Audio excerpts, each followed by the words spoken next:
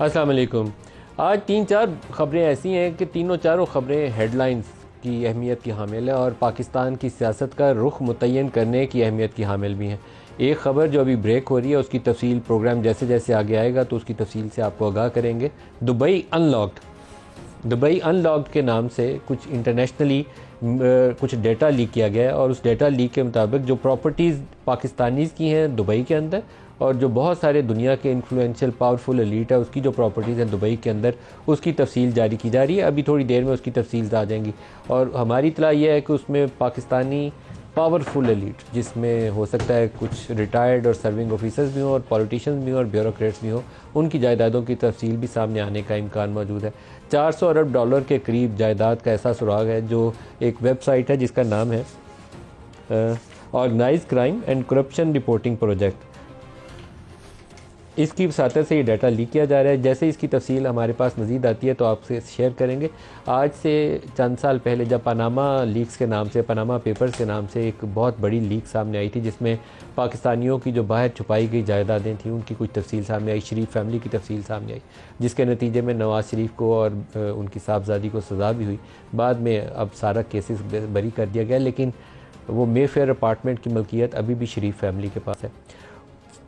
444 लोगों के नाम आए थे और उस वक्त भी ये सवाल उठा था कि इसकी तहकीक करनी चाहिए कि इन लोगों ने क्या ये टैक्स पेड मनी है, टैक्स एवेडेड मनी है या करप्शन का पैसा है या ये प्रोसीड्स ऑफ क्राइम है, ये कैसे पैसा वहाँ सारों का गया, लेकिन इसके ऊपर कोई कम्प्रीहेंसिव तफसील नहीं हुई। सुप्रीम कोर्ट के सामने भी केसेस आए जिसमें मुकदमात आए और मुकदमात के नतीजे में वहाँ सवाल उठा कि पाकिस्तान से पैसा बाहर कैसे गया। तो साकिब निसार की सरबराही में एक केस चल रहा था जिसके अंदर FIA वालों ने कहा कि उनके पास कुछ ऐसी डिटेल्स हैं कि 150 बिलियन डॉलर्स के करीब पाकिस्तानियों की जायदादें दुबई के अंदर उनके पास तफसील मौजूद है। 150 बिलियन डॉलर, मुझे मालूम नहीं है कि ये रकम उन्होंने कैसे अखज़ की और उसके बाद उसके ऊपर तहकीकात क्या की। आज 5-6 साल के बाद दोबारा एक डाटा लीक सामने आ रही है। उस डाटा लीक के अंदर दोबारा सवाल हमारे सामने यही है कि जिन पाकिस्तानियों के नाम सामने आएंगे उसके ऊपर तहकीक का तरीक़ाकार क्या होगा। ये जैसे तफसील आती है तो इसके साथ आप इसे शेयर करते हैं। दूसरी जो बड़ी खबर है, सुप्रीम कोर्ट के सामने नैब तरमीम, करप्शन का जिक्र कर रहे हैं तो नैब पाकिस्तान में करप्शन ख़त्म करने के लिए बनाया गया था, लेकिन मुझे लगता है ये पॉलिटिकल इंजीनियरिंग और करप्शन की राह हमवार करने या करप्शन को जायज़ करार देने के मुख्तलिफ तरीके दरियाफ्त करने के लिए नैब वक्तन फ़ौक्तन इस्तेमाल होता रहा। सुप्रीम कोर्ट में आज जब ये केस सामने आया तो उसमें एक बहुत बड़ी पॉलिटिकल डेवलपमेंट हुई है। इमरान खान की मीडिया से मुलाकात तो हो जाती है, वो जो कॉरस्पॉन्डेंट्स अंदर गए होते हैं, लेकिन कैमरे के ऊपर उनकी पेशी नहीं है। ये रवायत भी खैर से PTI ने ख़ुद वज़ा की थी जब नवाज़ शरीफ को उन्होंने कहा कि सज़ा याफ्ता है, इसकी TV के ऊपर तकरीर आने की इजाज़त नहीं है। तो अब उसी का इतलाक़ ख़ुद इमरान खान के ऊपर भी हो रहा है, जो दुरुस्त रवैया नहीं है। बड़े पॉलिटिकल लीडर है, फॉर्मर प्राइम मिनिस्टर है, उसको मीडिया के ऊपर रसाई होनी चाहिए और आने की इजाज़त भी होनी चाहिए। सुप्रीम कोर्ट ने आज वीडियो लिंक के ज़रिए इमरान खान की दलाइल देने की इजाज़त देने की बात की और ये बड़ी डेवलपमेंट होगी क्योंकि सुप्रीम कोर्ट का ये मुकदमा जो है उनके YouTube चैनल के ऊपर TV चैनल्स भी दिखाते हैं और पूरी पाकिस्तानी कौम भी देख सकती है। और अगर वहाँ इमरान खान नैब के हवाले से या करप्शन के ऊपर दलाइल दे रहे होंगे तो यकीनन आज अगर वीडियो लिंक लाइव था YouTube का, तो जिस दिन इमरान की जुमेरात को पेशी होगी या उस दिन दलाइल देने इमरान खान ने अपना पॉइंट ऑफ व्यू देना, उस दिन भी ये रसाई लाइव पाकिस्तानी कौम के सामने होगी। बड़ी डेवलपमेंट है। उसी केस के अंदर जो दलाइल सामने आए उसमें उन्होंने कहा कि इमरान खान ज़ाती हैसियत में पेश होना चाहें तो इक़दाम किए जाने चाहिए और इसी तरीके से अगर वो वीडियो लिंक के ज़रिए पेश होना चाहें तो उसके लिए भी इक़दाम होने चाहिए। नैब को पॉलिटिकल इंजीनियरिंग के लिए इस्तेमाल किया जाता रहा। जस्टिस अतर मिल्ला ने कहा ब्रिगेडियर असद मनीर का ख़ुदकुशी का नोट काफ़ी है, ये बुनियादी इंसानी हकूक़ की बात है। नैब बताए पिछले 10 साल में कितने सियासतदानों के ख़िलाफ़ केसेस चलवाए, ये बात बड़ी समझने की है। नैब बताए पिछले 10 सालों में कितने सियासतदानों के ख़िलाफ़ केसेस चलवाए। नैब बताए 10 सालों में कितने सियासतदानों को कैद किया। लोगों के साथ जुल्म भी बहुत हुआ। और फिर वहाँ जज साहब ने कहा, शायद चीफ जस्टिस की ये ऑब्जर्वेशन थी कि ये भी बताएं कि कितनों ने फिर सियासी जमातें बदली और आज वो कहाँ खड़े हैं। ये एक्चुअली नैब की पॉलिटिकल इंजीनियरिंग के अंदर ये शामिल है, सियासी वाबस्तगियाँ चेंज करना। नैब बनते साथ ही पहले पीपल्स पार्टी के वो जो नैबज़ादे बनाए गए थे पीपल्स पार्टी पैट्रियट्स के नाम से, सबसे पहले वहाँ इस्तेमाल हुई थी और फिर वक्तन फ़ौक्तन हर सियासी जमात के ख़िलाफ़ इस्तेमाल हुई, कोई एक्सेप्शन नहीं। आपको सबसे पहले उसी सुप्रीम कोर्ट की हेडिंग से एक हिस्सा सुनाता हूँ जहाँ जस्टिस अतर मिल्ला भी और जस्टिस काजी फायजी साहब यही बातें कर रहे हैं, दिखाइएगा। इसमें we have been informed that one of the respondent was served and he wants to appear in person. Mr. Imran Ahmed Niazi was the petitioner. इसमें हमने लिखा था and if he wants to be represented, the jail superintendent should do the needful. Right. This is a matter of law. It's a matter that involves, NAB, which has been perceived as being involved in political engineering, so wants to appear in person. How can he be denied access to the court? Issue is very simple. This is not a matter of personal rights. It's a matter of a virus of a legal amendment.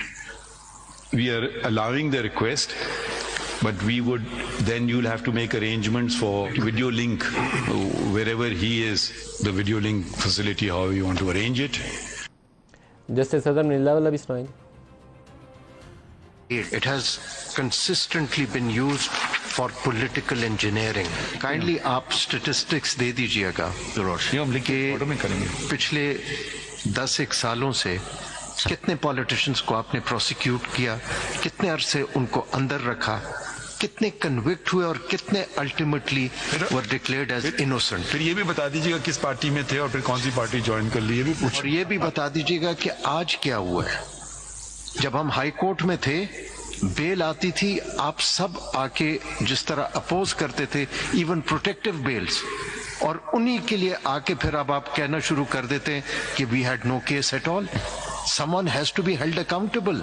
Brigadier Asad Munir का suicide note देख लीजिए, that is sufficient. No one can bring back brigadier Asad Munir. It is absolutely clear that NAB has always been used from its inception for political engineering, and it had extensively abused its powers. Even then government knew that, and that is why they wanted to bring about some changes to protect the bureaucracy. जो Dubai leaks के ऊपर कुछ updates आ रही हैं वो आपसे share करता जाऊँ कि 17,000 पाकिस्तानियों ने 17,000 पाकिस्तानियों ने 23,000 जायदादें ख़रीद रखी हैं, और इसके अंदर जरदारी साहब के 3 बच्चों के नाम भी शामिल हैं. जनरल परवेज़ मुशर्रफ का नाम शामिल है. प्रॉपर्टी लीक्स में साबिक़ वज़ीर-ए-आज़म शौकत अज़ीज़ का नाम शामिल है. दुबई में गैर मुल्कियों की तकरीबन 400 अरब डॉलर्स की जायदादें हैं. इसके अलावा इसके अंदर सियासी शख्सियात, अहलकारों, रिटायर्ड सरकारी अफसरान के नाम शामिल हैं. पाकिस्तानियों की दुबई के अंदर 11 बिलियन डॉलर 11 अरब डॉलर की जायदादें मौजूद हैं, और इसकी मज़ीद तफसील आती है तो जैसे जैसे मैं आपसे शेयर करता जाऊँगा. जनरल परवेज़ मुशर्रफ साहब का हमने अल्लाह उनकी मग़फ़िरत फरमाए इंटरव्यू किया था. उन्होंने लंदन में दुबई में अपार्टमेंट ख़रीदा था, तो मैंने उनसे पूछा कि आपके पास पैसे कहाँ से आए हैं. तो मेरे ख्याल में हमारे पास अभी भी रिकॉर्डिंग उसकी होगी. तो उन्होंने कहा था कि मुझे सऊदी किंग अब्दुल्ला ने उन्होंने मुझे पैसे दिए थे, और उससे मैंने यूके का भी अपार्टमेंट ख़रीदा जो एजवर रोड के ऊपर उनका अपार्टमेंट था, और दुबई वाला अपार्टमेंट भी ख़रीदा.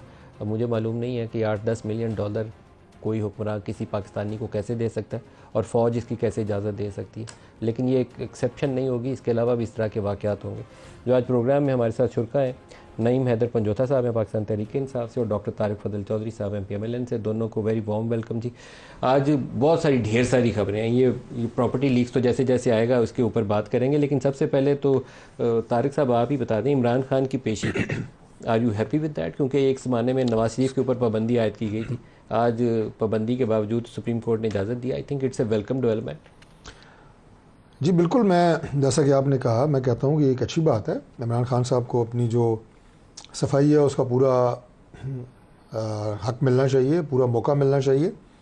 और अगर ये लाइव टेलीकास्ट होती है, जैसे कि सुप्रीम कोर्ट की कार्रवाई जो है वो आज आपने दिखाई कि लाइव टेलीकास्ट हो रही थी, तो पूरी कौम भी देख लेगी, तो इसमें कोई हर्ज नहीं है. ये देखिए, जो मसावी हुकूक है ना, जिनकी आज जैसे नैब के हवाले से गुफ्तगू हुई है, अब ये मलिक साहब बहुत बड़ा लम्हा फ़िक्री है कि पाकिस्तान की सुप्रीम कोर्ट, यानी एक सबसे आप ये कहें कि बड़ा इदारा इंसाफ की फराहमी के हवाले से, वो एक इदारे को कह रहा है कि constantly being used for political engineering.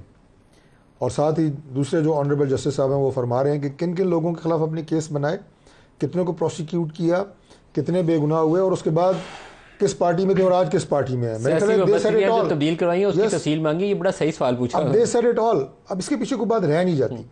लेकिन मैं इस बात को आगे लेके जाऊंगा कि क्या इतने बड़े रिमार्क्स के बाद, जो यकीनन जो है वो बहुत सीरियस नौयत के हैं, क्या हमें खामोश बैठ जाना चाहिए? आपको पार्लियामेंट के अंदर फ्लोर पे बात करनी चाहिए. इस बात की तह तक पहुंचना चाहिए कि क्यों ऐसा हुआ, ये इदारा कब बना, क्यों बना, और बिल्कुल जब ये डिटेल्स आएंगी ज़ाहिर है वो पब्लिक होंगी, उन्हें पता लगेगा. उसके बाद इसकी अकाउंटेबिलिटी होनी चाहिए, नैब की अज खुद अकाउंटेबिलिटी होनी चाहिए। और हम इंशाल्लाह पूरी कोशिश करेंगे कि बाकी पार्टीज भी अगर इसमें ऑन बोर्ड आती हैं तो इन मामलों को दुरुस्त करें अगर और हर एक को बराबर मौका मिलना चाहिए। और पीटीआई वाले आपस में बात करने पे मादा हो जाएं तो इस तरह के बहुत सारे मसाइल जिससे आपने भी भुगता और आजकल पीटीआई भुगत रही है, आगे निकलने का रास्ता खुल जाएगा। ख्वाहिश भी है, कोशिश भी है।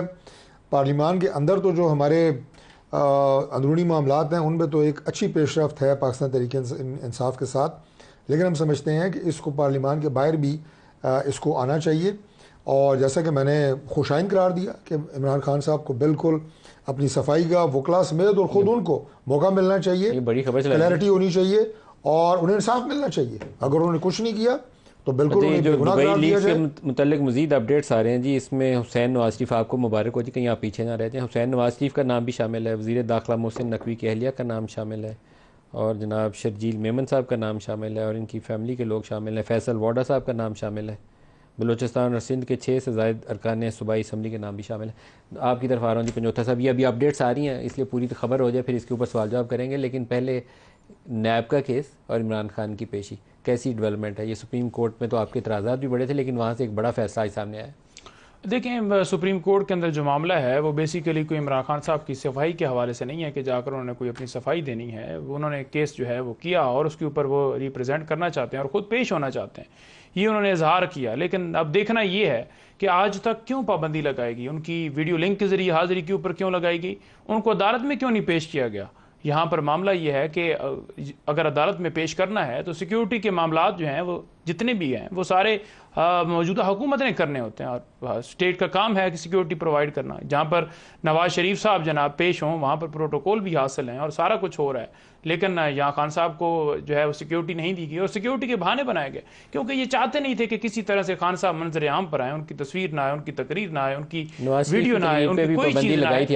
देखें, बात यह है कि यहाँ पर अगर वीडियो लिंक के जरिए भी हाजिरी की बात की जाती है ना तो नहीं वीडियो लिंक के जरिए पेश किया जाता, वो क्यों नहीं किया जाता, उसकी क्या वजह है और उससे नुकसान क्या है? और उससे नुकसान ये हो रहा है कि 1 साल से खान साहब के केसेस पेंडिंग हैं और वो डिसाइड नहीं हो रहे क्योंकि वीडियो लिंक के ऊपर अपीयरेंस के ऊपर क्यों पाबंदी लगाई थी? देखिए, नवाज शरीफ की अपीयरेंस के ऊपर पाबंदी अगर लगाई गई थी किसी वजह से लगाई गई थी, किसी वजह से लगाई गई थी या जिसने लगवाई थी या जिसके कहने पे लगाई गई थी या पीछे कौन था, तो सारी चीजें ये देखें यहाँ से तो आपकी थी ना कि गलत काम करना नहीं चाहिए सियासी हुकूमतों को। आज ये कर रहे हैं, कल आप कर रहे हैं। यही बात है ना कि हम ये क्यों कह रहे हैं कि ये मुदाखलत बंद होनी चाहिए। तो फिर आप अपनी बात करें ना जी, मैं तो उनको भी कह रहा हूँ, आप भी करें। आज भी आप देख लें कि जस्टिस इस्लामाबाद हाई कोर्ट के मैं उसकी तरफ आता हूं, चीफ की तरफ, लेकिन आप आपस में करें बात। और खान साहब को देखें आपस में किस तरह बात करें। शोएब शाहीन साहब से अगर आप 40-50 हज़ार से हार चुके हैं और फॉर्म 45 के मुताबिक अगर आप हारे हुए हैं और फॉर्म 45 आपके पास भी मौजूद है, हमारे पास भी मौजूद है, और जिसमें आप हार गए हैं और फॉर्म 47 का नोटिफिकेशन लेके आप कहें कि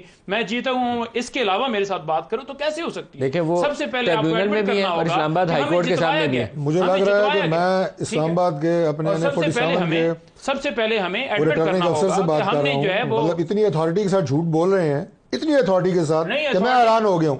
भाई यू आर नो अथॉरिटी, झूठा नहीं कह सकते, मैं उनको जवाब दे रहा हूं और आपने इल्जाम नहीं लगा रहा, आपने धांधली की है और आप हलफ दे दें, आप हलफ दे दें कि आप फॉर्म 45 के मुताबिक नहीं जीते, बोलना बंद करें। ठीक है, आपने फैब्रिकेशन नहीं की, मैं अदालत में दूंगा नहीं हलफ भाई ना, मुझे हाथ ना लगाएं। अभी फॉर्म 45 और यार आपको अनटचेबल नहीं है, मैं आपको ये बता रहा हूं कि हम अभी अदालत में बात सुने ना, बात नहीं मैं लड़ाई का फोरम नहीं है, मेरी बात मैं बात कर रहा हूं, डिस्कशन का फोरम, मेरी बात मैं बात कर रहा हूं, लेकिन आपने उन पे इल्जाम लगाया वो आपको जवाब देंगे। Don't blame me, okay? मुझे ब्लेम ना करें, बोल रहे हैं, मैं बिल्कुल नहीं बोल रहा। मेरा हल्का है, हमारा इलेक्शन हुआ है और हमारा इलेक्शन ट्रिब्यूनल बना हुआ है, उसमें फॉर्म 45 अभी 20 तारीख को आ जाएंगे, आप आगे देख लें वहां पे। आपने बात की कि कैसे ऐसी बात करें, ये कैसी बात? देखिए वो मामला ट्रिब्यूनल के सामने है तो आप एडमिट करें, ट्रिब्यूनल के सामने नवाज शरीफ और इस्लामाबाद हाई कोर्ट के सामने, और मैं चाहता हूं कि आपको पूरा इंसाफ मिले, लेकिन आपस में लड़के तो इंसाफ नहीं होगा। आपके इल्जाम लगाने से कुछ भी नहीं होगा। हमारे पास फॉर्म 45 यार आपके लीडर से लेकर नीचे तक सब झूठ बोलते हैं, आप लोगों की आदत है। पंजोथा साहब भाई मैं अदालत में दिखा रहा हूं ना, वो मैं आपको दिखाऊं, अभी मैं दिखा रहा हूं अदालत को, अदालतों को ट्रिब्यूनल बने हुए हैं, वो मैनेज कर चुके हैं। पंजोथा साहब ये फैसला तो अदालत ने करना है ना, उन्होंने हरासा किया हुआ और वो लेटर लिख रहे हैं बार बार, वो चीफ जस्टिस को लेटर लिख रहे हैं। एक और खबर आपको पहले बताते चलें, ये इस तरह की लड़ाई से फिर प्रोग्राम में आगे चलेगा। आज जस्टिस बाबर सत्तार साहब, मैं पहले भी कहा कि मैं उनकी इज़्ज़त करता हूँ, पर्सनली हमारा उनसे थोड़ी बहुत जान पहचान है, ज़्यादा नहीं है, जब से जज बने तब से बिल्कुल भी रब्ता नहीं है, लेकिन उनकी इज़्ज़त मैं करता हूँ और उनका लिखा हुए को समझता हूँ कि वो दुरुस्त बात कह रहे हैं। आज उन्होंने एक ख़त साहब ने लिखा और ख़त लिख के अंदर जो चीज़ें आई, chief justice Islamabad high court को लिखा, उन्होंने कहा कि मुझे ये जो सर्विलेंस वाला केस था उसके अंदर मैं तहकीक कर रहा था, तो एक हाई ऑफिशियल की जानब से कहा गया कि बैक ऑफ, अंग्रेजी का खाता है कि पीछे हट जाओ, इस मामले में ज़्यादा घुसने की, इसकी ज़्यादा तहकीक करने की ज़रूरत नहीं है। उसके ऊपर ज़ाहिर है भूचाल आना था कि एक जज जो है ख़त लिख के तहरीरी तौर पर आगाह कर रहा है कि मुझे इस केस के अंदर कहा गया कि बैक ऑफ, पीछे हट जाओ, इसमें ज़्यादा तहकीक नहीं आपने करनी। उसके ऊपर हुकूमत को इतनी उसकी हरारत या हिद्दत या शिद्दत पहुंची है कि उसके बाद अटर्नी जनरल ने प्रेस कॉन्फ्रेंस की, उसके बाद लॉ मिनिस्टर और इंफॉर्मेशन मिनिस्टर ने प्रेस कॉन्फ्रेंस की, और मेरे ख्याल में दोनों ने बेवकूफ़ी की। अगर वो एक स्टेटमेंट में तहरीरी तौर पर 2 जुमले सिर्फ लिख के कर देते कि हम अदलिया की मुदाखलत नहीं करते, वो ज़्यादा बेहतर होता। अटर्नी जनरल ने जो बात कही, इनडायरेक्टली उन्होंने उस इल्ज़ाम की तस्दीक कर दी जो जस्टिस बाबर सत्तार के ख़त के अंदर है। अटर्नी जनरल ने कहा क्या, उन्होंने कहा कि हमने इन कैमरा ब्रीफिंग के लिए अप्रोच किया था और मकसद ये था कि हमारी जो इंटेलिजेंस अदारों के पास ये जो सर्विलेंस की कैपेबिलिटी है ना, ये कंप्रोमाइज़ ना हो जाए, इसको सेफगार्ड करने के लिए किसी दुश्मन के हाथ ना लग जाए। और उसके बाद हमारे होनहार बड़े काबिल लॉ मिनिस्टर आए, उन्होंने भी कहा कि अटर्नी जनरल ने इस काम के लिए कहा। तो थोड़ा सा अक्ल से बंदे को काम लेना चाहिए। यही तो इल्ज़ाम है जिसकी आप आके तस्दीक कर रहे हैं। सुनिए अटर्नी जनरल ने कहा क्या। कुछ हसास मामलात होते हैं जहां पे रियासत के मुख्तलिफ इदारों की आपस में एक कम्युनिकेशन ज़रूरी होती है। इस केस के भी हवाले से ये रिक्वेस्ट की गई थी कि सर्विलेंस है या ये बाकी चीज़ें हैं जो मुल्क की दिफा, चाहे बैरूनी हो या अंदरूनी हो, उस पे जो भी ब्रीफिंग है वो इन कैमरा कर दी जाए और वो ताकि वो एक पब्लिक डोमेन में ना जाए। सो वो एक कम्युनिकेशन ज़रूर हुई। बदकिस्मती इसमें ये हो गई, तासुर गया कि केस का फैसला किसी एक रुख पर कर दिया जाए, ऐसा नहीं था। हुकूमत ना कोई और रियासती इदारा अदलिया के जो उनका काम है, जो उनके आइनी फ़राइज़ हैं, उसमें मदाखलत ना कर सकता है ना करता है। किसी भी सिक्योरिटी इस्टेब्लिशमेंट के ऑफिसर ने कोई किसी किस्म का बराह रास्त ना राब्ता किया है और ना वो करते हैं, ना कर सकते हैं। डॉक्टर साहब, 6 जजों का केस पहले चल रहा है, ऊपर से एक और खाता आ गया, और दोनों जजों का, जस्टिस बाबर सत्तार का भी और जस्टिस मोहसिन कियानी का कंटेम्प्ट का केस भी लगा हुआ है। तो आप लोग क्या कर रहे हैं? ये हुकूमत एग्जीक्यूटिव है जिसके ऊपर बराह रास्त इल्ज़ाम आ रहा है। देखिए, मेरे से गुजारिश ये है कि चूँकि इस केस के ऊपर जो है सो मोटो एक्शन जो है वो honourable supreme court of Pakistan ने लिया हुआ है, तो लिहाजा मेरा ख्याल है कि हमारे पास कम अज़ कम मैं अपनी बात कर रहा हूँ कि बड़ी एक लिमिटेड गुंजाइश है कि मैं इस पर कोई बहुत ज़्यादा बात कर सकूँ। लेकिन ये बात मैं ज़रूर करूँगा कि बहुत सीनियर फोरम के ऊपर इस मैटर को टेकअप किया गया है, प्रॉपर तरीके से इसकी छानबीन होनी चाहिए, और अगर किसी तरह का कोई दबाव किसी भी अदालत के ऊपर है तो वो सामने आना चाहिए और बिल्कुल नहीं होना चाहिए। और आपने देखा होगा कि जो भी पिछली समाअत हुई है उसमें जो चीफ़ जस्टिस साहब हैं सुप्रीम कोर्ट के, उन्होंने ये बात की है कि कम अज़ कम मैं जब चीफ़ जस्टिस था, और इत्तफाक़ की बात है कि उस बेंच में शामिल जितने जज साहिबान हैं वो सारे अपनी रेस्पेक्टिव सूबों की हाई कोर्ट्स के चीफ जस्टिस रहे हैं, तो वहाँ पे कंसेंसस ये था कि हमारे ऊपर किसी तरह का कोई प्रेशर नहीं रहा।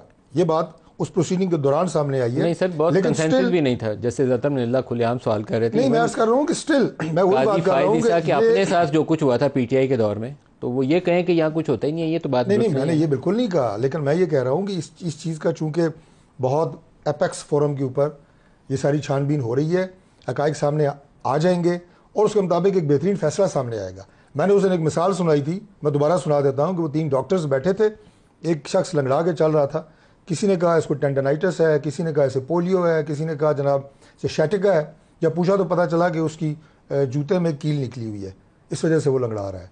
तो let's wait for the decision. असल में वो जो जूते का कील है वो पाकिस्तान में 75 सालों से मौजूद है और आप सारे लंगड़ा रहे हैं, लेकिन उस कील को निकालने की कोशिश नहीं कर रहे। प्रॉब्लम यही है, अलमिया यही है। जो आज नैब के हवाले से बात हुई है, मुझे बताएं कि इतनी क्लियर स्टेटमेंट सुप्रीम कोर्ट में से पहले कभी दी गई है? निल्ला साहब पहले दे चुके हैं ख्वाजा साहब के केस में, इतनी क्लैरिटी से कोई बात सुप्रीम कोर्ट की तरफ से आई हो, जजमेंट है। ये बहुत बड़ा लम्हा फिक्री है। ख्वाजा साहब के केस में रिटर्न तहरीरी फैसला है, जस्टिस अतम निल्ला ने दिया था इस्लामाबाद हाई कोर्ट में। आपकी तरफ पंजोता साहब आ रहा हूँ, ये ना ख़त्म होने वाले मसाइल हैं, क्या करें इसका? 6 जजों का मामला पहले चल रहा था, आज उसके ऊपर एक इजाफी खाता है। देखिए बात यह है कि मैं ऐसे ये कहूँगा कि इस दफ़ा उन्होंने खुद आकर बात नहीं की और उन्होंने भिजवाया इन 3 लोगों को कि आप जाकर बात करें, क्योंकि मामला फिर सीधा उनके ऊपर आया हुआ है। और बात यह है कि यहाँ पर आकर ये कह देना कि हुकूमत, उन कौन है मैं समझा नहीं, जिन्होंने प्रेस कॉन्फ्रेंस की थी 9 मई के ऊपर, ठीक है जी, जिन्होंने प्रेस कॉन्फ्रेंस किसने की थी? इनकी हुकूमत ने की थी। देखें जो प्रेस कॉन्फ्रेंस जिन्होंने की थी DG इश्तियार साहब ने की थी, और जो है ये मामला जो है वहीं से भिजवाया गया। उन्होंने कहा है ना कि आप जाकर प्रेस कॉन्फ्रेंस गए थे। ये 3 लोग हैं, आजम नज़ीर तारड़ साहब, तारड़ साहब और अटॉर्नी जनरल साहब, अच्छा। जो आकर बैठे हैं, जिन्होंने आज आकर प्रेस कॉन्फ्रेंस की है। और उस प्रेस कॉन्फ्रेंस के अंदर ये कह रहे हैं कि जनाब किसी तरह से जो है वो इसको जो तासर दिया जा रहा है ना कि मुदाखलत हुई है, तो यहाँ पर कोई इस तरह की कोई मुदाखलत वाला मामला नहीं है। और लेटर को उन्होंने कहा है कि बस वो एम ही आ गए और उसको जो है वो अभी मामला सब जुडाइस है, लेकिन ये ऐसा मामला नहीं है कि कोई मुदाखलत हुई। यानी कि उधर वो कह रहे हैं कि मुदाखलत नहीं हुई और उधर कह रहे हैं कि मामला ज़ेर अल्तवा भी है। तो फिर आप कौन होते हैं फैसला यहाँ पर देने वाले कि मुदाखलत नहीं? जब जज कह रहे हैं, जज मुंह से बोल के कह रहे हैं कि इस तरह से मुदाखलत की जा रही है। फिर आपने कहा कि ये 6 जजेस किसी की प्रॉपर्टी है, कोई PTI से तलक रखता है, किसी का कोई मामला है। फिर लाहौर हाई कोर्ट ने कह दिया, फिर पेशावर हाई कोर्ट ने कह दिया, ठीक है। अब एक दोबारा जो है जज उन्होंने कह दिया, उन्होंने कहा है कि मैंने वो क्योंकि केस सुना था ऑडियो लीक वाला, तो मुझे कहा गया कि इस केस से पीछे हट जाओ। ये वही केस है जिसमें बुशर बीबी साहबा खान साहब के उनकी जो ऑडियो टैब खोसा साहब के साथ जो कन्वर्सेशन हो रही थी, और उन्होंने कहा था कि ये सर्वेलेंस का जो तरीकाकार है हमें बताया जाए कि कौन टैप करता है, कैसे होती है और फिर रिलीज कैसे होती हैं, कौन है इसका कसूरवार, कैसे किसी की खुफिया बातें जो हैं वो आप मीडिया के ऊपर डाल देंगे और आप चला देंगे और उसको फिर ब्लैकमेल करेंगे। तो उसके ऊपर उन्होंने कहा कि आप पीछे हट जाओ। तो केस खुले आम आपके सामने है, खुली किताब की तरह है। उसके अंदर कोई अगर जाकर मुदाखलत करता है तो जज का दिमाग खराब है क्या? इमरान खान जेल से कह रहा है कि आप जाकर ये बयान दे दो या ये खत लिख दो। आप पहले कहते थे ना कि जनाब उस जज को तौहीन अदालत का नोटिस लेना चाहिए था, उसको उस वक्त बताना चाहिए था, तो वो तो उस टाइम भी बता रहे थे। अच्छा, और अभी भी उन्होंने चीफ को कहा है और अभी भी आप फौरन आकर प्रेस कॉन्फ्रेंस कर रहे हैं कि आप जज हैं। एक ब्रेक करीब आ गया जी, ब्रेक ले लें। ये खबरें सारी बहुत अहमियत की हामिल हैं। ब्रेक के बाद इसके ऊपर मजीद बात करते हैं, हमारे साथ रहिएगा।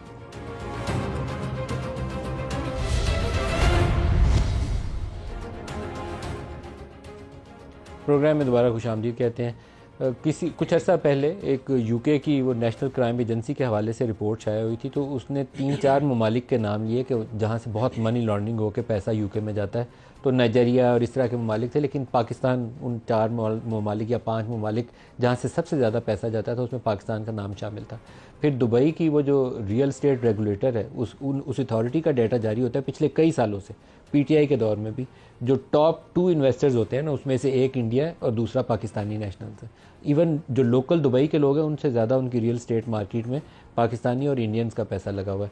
और उसके ऊपर काम ना होना सिर्फ एक ही सबब है कि उसके अंदर सारी हमारी रूलिंग एलीट, सब सिविल हो, मिलिट्री हो, इवन मीडिया के जो ताकतवर लोग हैं उनकी वहाँ जायदादें हैं। कोई चाहता ही नहीं है कि उसके ऊपर तहकीक हो और उसके ऊपर मामला आगे बढ़े। डॉक्टर तारिक साहब, इसके ऊपर कुछ तो शफाफियत होनी चाहिए। मतलब ये दिस इज़ नॉट फेयर कि आप ताकतवर लोग हैं, आप अरबों डॉलर के मालिक हैं, तो आप कुछ भी कर लें। टैक्स एवेडेड मनी है सारी जो गई हुई है, कुछ करप्शन वाली भी होगी, कुछ प्रोसीड्स ऑफ क्राइम भी होगी, लेकिन लार्जली टैक्स एवेडेड पैसा है जो वहाँ जाता है। तो क्यों नहीं एक मैकेनिज्म वज़ा किया जाता? भाई साहब बिल्कुल ये बात वाकई पहले तो काबिल अफसोस है जो आपने अभी पानामा का जिक्र किया। अब उसमें देखें कितने नाम थे, मेरे ख्याल है 450 444 थे, कुछ भी नहीं किया गया उसके ऊपर। सिर्फ एक बंदे को एक झूठे और गलत केस में सज़ा दी गई जिसका नाम ये अनवार शरीफ था, जिसका अपना डायरेक्ट नाम भी नहीं था, बच्चों के नाम थे, अपना उनका नाम नहीं था। अब भी ये जो सारे नाम सामने आ रहे हैं, मैं बिल्कुल इस बात की तायद करता हूं अभी कंफर्म नाम नहीं है, अगर हम उठा के दे रहे हैं, फहरिस्त आ जाए सामने। किसी एक की बात मैं नहीं कर रहा, मैं कह रहा हूँ जितने भी नाम आते हैं, वो चाहे सियासतदानों के हों, चाहे वो ब्यूरोक्रेट्स के हों, किसी के भी हों, एक ऐसा मैकेनिज़्म बाहर सूरत ड्रॉ करने की ज़रूरत है कि इसकी अकाउंटेबिलिटी हो कि ये पैसा ये लोग कैसे पाकिस्तान से बाहर लेके गए। आपको रगड़ा लगा, लेकिन आपको चाहिए नहीं कि इसके ऊपर। अभी मिसाल के तौर पे अगर किसी पॉलिटिशियन का नाम आता है इसमें, आएगा, अगर किसी का आता है, सबसे पहले तो ये कि अगर उसने पाकिस्तान में जो अपने असासे ज़ाहिर किए हैं इलेक्शन कमीशन ऑफ पाकिस्तान में, अगर वहाँ पे ज़ाहिर नहीं किए तो सीधा सीधा डिस्क्वालीफाई होता है। नहीं, असासों में ज़ाहिर किया हो तो फिर भी आपको उससे पूछना चाहिए कि तेरे पास इतनी आमदन के ज़राए हैं कि ये प्रॉपर्टी खरीद सके। ये तो सेकंड फेज पे है ना, तो टेक्निकली तो जो इस वक्त मेंबर ऑफ द पार्लियामेंट है वो तो सीधा सीधा उसकी ज़ात में आएगा उस क्लॉज की। फिर ये कि FBI को चाहिए कि वो सारे रूट को ट्रेस करे कि किस रूट से पैसा गया है, टैक्स दिया गया है नहीं दिया गया, अगर कोई बिजनेसमैन भी है और उसने अपने एसेट्स में दिखाया हुआ है कि मेरे हिसाब से बाहर हैं, तो गुड एनफ, इसका मतलब है उसने यहाँ पे भी टैक्स दिया होगा, पैसा बाहर लेके गया होगा। इसके ऊपर काम करने का एक तरीका है, IMF कमीशन पाकिस्तान आना है तो मैं उनसे दरखास्त करके मिलता हूँ और उनको कहता हूँ कि पाकिस्तानियों का पैसा यहाँ जाके लग रहा है, तो आप इसके ऊपर कुछ शर्त आयद करें कि ताकि हम इस पर भी कायम करें। बाकी वो जो शर्त आयद करते हैं वो सारे काम हम कर लेते हैं। ना करें इस तरह का लेटर PTI लिख देगी, नहीं, ये तो पाकिस्तान के भले का काम है, कोशिश कर चुके हैं, ये तो भले का काम है, पाकिस्तान में सरमाकारी ना करें, पाकिस्तान का पैसा पाकिस्तान में रखने का काम है, शफाफियत लाने का काम। देखें शफाफियत, ये PTI वालों को दरखास्त करता हूँ, बल्कि लेटर इसके ऊपर इनकी इंटरेक्शन होगी। इदारों को मलिक साहब जब तक हम स्ट्रेंथन नहीं करेंगे, इदारों की स्ट्रेंथ की, अब देखेंगे नैब का हाल भी आपने डिस्कस किया पहले हाफ में, क्या नैब कर रहा है। नैब को अगर हमने ये किया है या इसकी ये हालत इस तरह की हुई है, उसी को तो दुरुस्त करने की जरूरत है। मैं आपको यही कह रहा हूं, दुरुस्त हो सकती है, बाहर से कोई आके आप कहेंगे यहाँ शफाफियत ले आएगा, कभी भी नहीं आ सकती। वैसे बेस्ट है इसका, ये चूंकि मामलात आप यहाँ तक IMF का नया प्रोग्राम, बातें हो रही हैं, प्रोग्राम के लिए पॉलिटिकल पार्टी से मीटिंग होनी है, अब इसमें बेहतरी आने की गुंजाइश अब मौजूद है। नहीं बेहतरी नहीं होनी, आपकी मीटिंग होनी है IMF वालों के साथ, तो आप प्रोग्राम उनको कहिए कि पाकिस्तान को दे, पाकिस्तान की मजबूरी है, इस वक्त प्रोग्राम चाहिए, लेकिन साथ दरखास्त करें कि ये जो लूट का पैसा जा रहा है UK के अंदर और दुबई के अंदर, इसकी शफाफियत के लिए भी कोई काम करें ताकि पाकिस्तान की दौलत लूटी जानी बंद हो। नदीम मलिक साहब, आपने बड़ा अच्छा जो है वो सवाल उठाया है, और यही सवाल जो है पहले हमने भी रखा था कि जिस तरह से मुल्क के अंदर इलेक्शन हुए हैं उसकी शफाफियत के ऊपर सवाल उठे हैं, और जो शफाफियत कायम नहीं हुई, जो हमने आपसे मुलाकात हुई थी जमान पार्क में खान साहब की, तो उसके अंदर ये बात तय हुई थी कि मुल्क के अंदर साफ और शफाफ इलेक्शन जो है वो करवाए जाएंगे। देखें, आपने IMF की डोमेन इलेक्शन नहीं है, लेकिन जिसकी डोमेन इमरान से IMF मिलने जाए और इमरान को कहे कि इकोनॉमी के अंदर ट्रांसपेरेंसी लाएं तो इट मेक्स सेंस, लेकिन इमरान कहे कि मेरा इलेक्शन सही होगा तो ये does not make any sense. नहीं, कैसे सेंस बनती है मैं आपको क्लियर करता हूं। आप मुल्क के अंदर जो है वो कर्जा किस लिए लेते हैं कि आपके मुल्क के अंदर जो है वो माशी इस्तेकाम है, तो जब आपके मुल्क के अंदर सियासी इस्तेकाम ही नहीं है, जिसको अवाम ने मैंडेट दिया है दूसरे आकर बैठ जाएं, ठीक है, तो क्या मुल्क में क्या सियासी इस्तेकाम आ जाएगा? जब तक सियासी इस्तेकाम नहीं आता तब तक मुआशी इस्तेकाम नहीं आ सकता, और जब आपके मुल्क के अंदर कानून की बालादस्ती ना हो आपका मुल्क आगे नहीं बढ़ सकता। सर पंजोथा साहब, आप ऐसे ही है कि इलेक्शन कमीशन को कहें, बात कर रहे हैं, आप इलेक्शन कमीशन को कहें कि नैब को ठीक कर दो। देखें, हम ये नहीं ना कर सकता है नैब, भाई जो काम जिसका है उसी का नहीं, IMF का काम नहीं है। देखें कैसे ठीक होना है, ठीक ऐसे होना है कि जब आपके मुल्क के अंदर कानून की बालादस्ती हो, आपके मुल्क के अंदर अदलिया आज़ाद हो, आपके मुल्क के अंदर तमाम अदारे आज़ाद हो, किसी की इंटरफेरेंस ना हो, उसकी मजबूती के लिए आपको आवाज़ उठानी है। जो सिर्फ और सिर्फ इस वक्त जो है वो पाकिस्तान तहरीक इंसाफ जो उसकी मुल्क जो जमातें हैं वो कह रही हैं कि कानून की बालादस्ती होनी चाहिए। $190 मिलियन रियाज मलिक का आया था, उसके अलावा दिखा कानून की बालादस्ती की खातिर आपने उसको दे दिया, 190 मिलियन वाला केस जो है ना, आपने उसको दे दिया कि जाके तुम्हारे ऊपर जुर्माना जाके जमा करा लो। आज नैब जो तरमीम के हवाले से पिटीशन लगी हुई है सुप्रीम कोर्ट के अंदर, अगर इमरान खान उससे वापस हट जाए तो वो 190 मिलियन वाला जो केस है वो खत्म हो सकता है। लेकिन वो कह रहा है कि कानून की बालादस्ती होनी चाहिए, लेकिन 190 मिलियन पाउंड वाला गंदा काम किया हुआ है सर, आप जो मर्जी कहें, वो साफ काम नहीं है, वो साफ काम नहीं है। इमरान खान ने वो पनामा लीक्स बनाई, कहां से वो मामला शुरू हुआ? और ये भी 190 मिलियन पाउंड रियाज मलिक को क्यों दिया? कह देना कि ये बरी उज़ेमा हो गए। आज सुप्रीम कोर्ट ने कहा 190 मिलियन पाउंड रियाज मलिक को क्यों दिया? आज सुप्रीम कोर्ट कह रही थी कि मैं हाई कोर्ट में सर 190 मिलियन पाउंड रियाज मलिक को क्यों दिया वापस?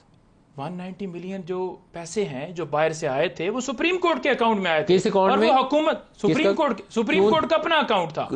ठीक है, मैं ऑन एयर हमेशा मेहमान से दरखास्त करता हूं कि सच्चाई बोलें ताकि लोगों को गुमराह न करें। रियाज मलिक को 460 अरब की एक प्ली बार्गेन सुप्रीम कोर्ट ने की थी, पहले वो भी गलत की थी, साकिब निसार साहब का अल्लाह भला करे, इमरान खान ने वो की थी। और फिर इमरान खान ने 190 मिलियन पाउंड उस जुर्माने के अगेंस्ट जमा कराने के लिए, वो पैसा आया था पाकिस्तान के लिए, लेकिन उसने कहा जाके अपना उसका पैसा फ्रीज हुआ था, जो जिसने फ्रीज किया उसने रिलीज किया और पैसा पाकिस्तान में आया, सुप्रीम कोर्ट के गंदा काम था सर, सुप्रीम कोर्ट से वो उधर गया। ठीक है, नॉट जस्टिफाइड बात करें, गंदा काम। आपके हर सवाल का मैं जवाब दे रहा हूं। हम ये कह रहे हैं कि इदारे आजाद होने, ये जो सारे स्कैंडल्स आप खोल रहे हैं कि वहां पर प्रॉपर्टी अप्रूवल दी थी बंद लिफाफे, ये सारे उसमें कमीशन लिया गया था, अरबों रुपए खाए गए थे उस दौर में। देखिए वही नैब था, और वही नैब था जो वहां पर उस टाइम कह रहा था कि जबरदस्त हो गया कि मुल्क के अंदर पैसा आ गया। देखें, ये जो मामला अभी उठा है जिसके ऊपर मैं बात करना चाहता हूं, ये जितने आपके स्कैंडल खुलते रहे, जो डील करेगा ना उसके स्कैंडल सारे खत्म है। जो बात करेगा वो गद्दार है, वो मुल्क दुश्मन है, उसकी प्रॉपर्टियां हैं, उसके जदादे हैं, उसके कारोबार हैं, वो बिल्कुल जो है वो इस मुल्क का जो है वो बासी नहीं है, उसको मुल्क से मोहब्बत नहीं है। ये स्कैंडल्स का क्या बनेगा? हम ये कह रहे हैं कि आज भी अगर ये स्कैंडल्स और ये सारे माफिया पकड़ने हैं तो आपको इदारों को आज़ाद करना होगा। आपको अदलिया को आजाद करना, जो आज अदलिया खड़ी होगी उसके साथ खड़ा होना होगा। आपको चौधरी साहब इसके ऊपर काम करना चाहिए। वहां पर नैब के डीजी को, आईबी के डीजी को बुलाया है या आईएसआई के जो है उसको बुलाया गया। आपको पार्लियामेंट में कह दें कि आप इस मामले से पीछे हट जाएं। FBI वालों से, स्टेट बैंक से, FIA से, जिसके पास तफसील है, दुबई प्रॉपर्टीज वाली जो भी उसका रियल एस्टेट रेगुलेटर है, दुबई रियल एस्टेट अथॉरिटी या पता नहीं उसको क्या कहते हैं, डेवलपमेंट अथॉरिटी, उससे पूरी तफसील लें और पार्लियामान के फ्लोर पे रखे पूरी तफसील। देखिए मैं तो इसको इस अंदाज से पेश करूंगा मलिक साहब के, बजाय इसके कि हम यहाँ पे, मैं आपकी बात से इत्तेफाक करने के बाद ये बात कर रहा हूँ कि बजाय यहाँ पे हम इधर छोटे दुकानदारों को, छोटे कारोबारी हजरात को और बहुत सारी चीज़ों के ऊपर जो है हमें इस वक्त महंगाई का भी सामना है पूरी कौम को, तो बजाय इनको टाइट करने के अगर इन लोगों को पकड़ा जाए और इनसे ये दौलत जो कि गलत तरीके से अगर कोई लेके गया है, मैं पहले वाजे कर चुका हूँ कि जिसने अपने टैक्स के गोशवारों में दिखाए कि मेरे एसेट्स हैं, लीगल तरीके से पैसा लेके गया है, वो जायज़ है, लेकिन अगर वो चोरी करके लेके गया है उसके पास उसको अगर पकड़ा जाए तो हमारे बहुत सारे मसाइल हल हो जाएंगे। प्रोवाइडेड कि उसके पास इतनी सोर्सेज ऑफ अर्निंग हों, टैक्स के गोशवारों में ये लिखना कि मेरे पास ये अपार्टमेंट है $5 मिलियन का, तो पूछें तो सही भाई तेरे पास $5 मिलियन कहाँ से है? तेरे अब्बे की जायदाद थी, विरासत से मिला है, कहाँ से $5 मिलियन आए? तो उसमें वो मैच आपको करना पड़ता है, इसमें तो कोई शक नहीं है। कोई नहीं करना पड़ता सर, अकाउंट में अगर आप अपना 1 अरब रुपया दिखाएं, ये उसके लिए होता है जो एक आम उनके हाथ में आ जाए ना बकरा, उसको ज़िबा कर देते हैं। लेकिन जो ताकतवर लोग हैं ना, तगड़े तगड़े, आप जैसे पंजोथा साहब जैसे, नवाज शरीफ, जरदारी, उनको कौन पूछता है? लोग पूछ सकते हैं उनसे? हमें कौन पूछ सकता है? हमारी पोजीशन सबसे नाजुक होती है क्योंकि हमारी पोजीशन जो है वो फौरन हाईलाइट होती है, मीडिया पे आती है, सोशल मीडिया पे आती है, कोई फर्क तो कोई नहीं पड़ता। लिहाजा नहीं फर्क तो पड़ता है। देखें ना, मेफेयर अपार्टमेंट जो नवाज शरीफ के थे वो पनामा लीक से पहले भी नवाज शरीफ के थे, पनामा लीक्स की सजा हुई तो तब भी नवाज शरीफ के थे, पनामा से नवाज शरीफ बरी हो गया, अब भी नवाज शरीफ के, उसी अपार्टमेंट में रहते रहे जाके। तो उस अपार्टमेंट के हवाले से अगर ये हंस रहे हैं, इनकी वो इमरान खान की हमशीरा की दुबई में प्रॉपर्टी थी, उन्होंने वो टैक्स एमनेस्टी के अंदर उसको वाइट कर दिया। मतलब हमारे जो पावरफुल एलीट है ना, उसके लिए तो कानून नाम की चीज़ कोई नहीं है। एक आम बंदे को हम डंडे मारेंगे, उसको रोटी के हाथों रुसवा कर देंगे, ताकतवरों के लिए कोई नहीं। मैंने आपसे यही बात की है कि बजाय यहाँ पे छोटे छोटे लोगों को तंग करने के, मैं FBR के हवाले से कह रहा हूँ, अगर कोई यहाँ से चोरी शुदा पैसा जो आज आप बात बता रहे हैं अगर यहाँ से गया है, उनको पकड़ा जाए, बहुत सारे मसले हल हो जाएंगे। आप सिर्फ पकड़े गए FBR, सिर्फ यूके के अंदर ना वो एजवर्ड रोड के ऊपर जो प्रॉपर्टीज़ हैं, या सिर्फ लंदन के अंदर जो पाकिस्तानियों की प्रॉपर्टी है, उनसे पूछ लें कि भैया तू पाकिस्तान में डिक्लेयर करके सारा कुछ खरीदा हुआ है कि यह पैसा कहाँ से लेकर आया था, और जो दुबई के अंदर है सिर्फ उसकी तफसील ला के पार्लियामान में रख दें। आ जाएगी ये तफसील, अगर आपके पास आ गई है तो ये इंशाल्लाह हमारे पास भी हमारे पास नाम नहीं अभी है, कोशिश कर रहा था कि आ जाए तो मैं सारों के नाम तस्वीर स्क्रीन पर डालूं, लेकिन अभी तक इंतजार में है। नाम अभी खुल जाएंगे अभी थोड़ी देर में, लेकिन हमारा प्रोग्राम आगे चल पड़ेगा।